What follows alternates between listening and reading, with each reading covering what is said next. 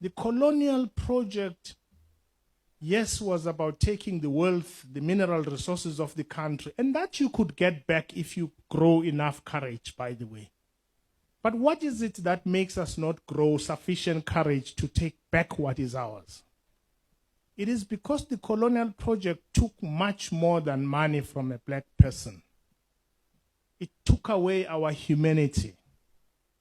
So we can have as many judges as you like, you can have as many presidents as you like, and you can have many members of parliament as you like, and they can be as black as you like. One thing about each one of them is that they do not like blackness. They do not like themselves. And for everything they do, they seek white approval before they do it. They don't seek your approval. The reason they tell you about something called the balance of forces, in short terms, in simple terms, what our comrades call the balance of forces is nothing but a justification for fearing a white minority in our country. That's the forces they are balancing. So, we gather.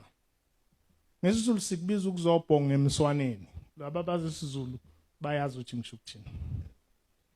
But two, last time I spoke about this, it was people in Phoenix who died yet again. Ngathi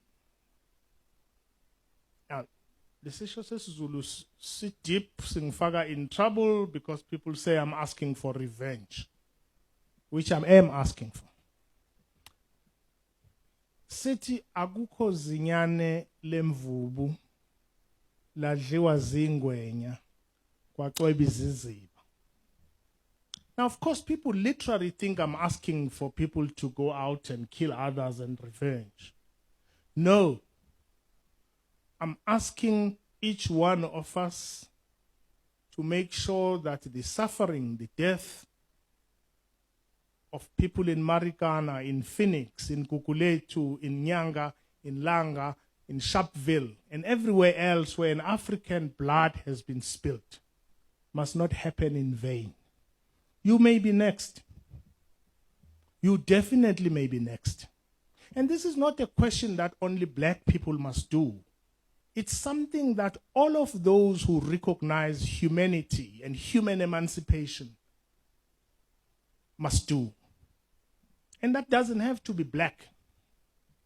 The human spirit exists in each one of us. And these are truths that are about each South African, black, white, striped, and dotted.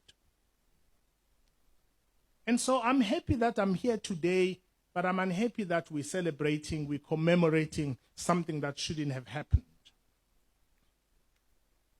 The Marikana massacre, as I said, was a symptom of the attitude of South Africa's new leaders towards their own people, towards poor African people. It was a marker, a shining light to expose what slaves do to other slaves when they taste power and become nothing but an extension of the old, exploitative, white capitalist and murderous hand. It is an utter shame about which they show no remorse. We can spend, how many years is it now? 11 years. We've been asking one man to say sorry. And he hasn't. And when I say one man, I don't mean Cyril Ramaphosa only. I mean the entire cohort that administered the death of their own people. We're not asking for money. They can't say sorry. It's not because of pride, by the way. It's because the value of your life, because you are black, because you are African, is not recognized. I tell you now, the day 2 white South Africans die the way we have died, this country will change. I don't know whether for the better or the worse, but it will change. It tells you what we mean, not only to those who oppressed us, but what we mean to those we entrusted with our country to lead us. We mean the same to them that we meant to those who killed our people in Soweto or Sharpeville and everywhere else. They do this sometimes unconsciously, and sometimes in the name of sophistication, they ignore the cries of our people. They have imbibed as common sense the neoliberal logic and see it as something that must be done because it's universal. And it keeps our miners down underground working for something less than 12,000 rand, because if they went beyond that, the threat of concomitant action will come for them to die for demanding something most mine owners spend having a dinner or breakfast with a friend. They kill and poison each other these days. And you would think they fight because they differ about how best to live African lives. No, they fight about who must take the biggest crumb from the table of their master. They crave the recognition of the system that their people ask them to fight. We kill, we condemn, and despise ourselves.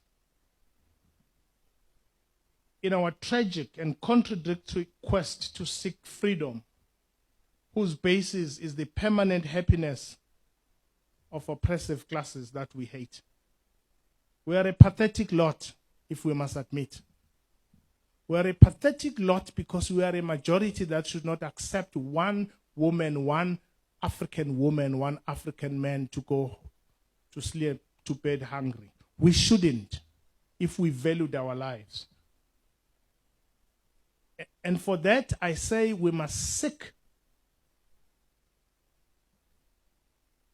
to stop, if we can, our desire to seek validation from people who don't like our race, people who don't like other people, and create a South Africa between black and white and everybody else that value human life because it's human life, not because it's white. We shouldn't be here 30 years later.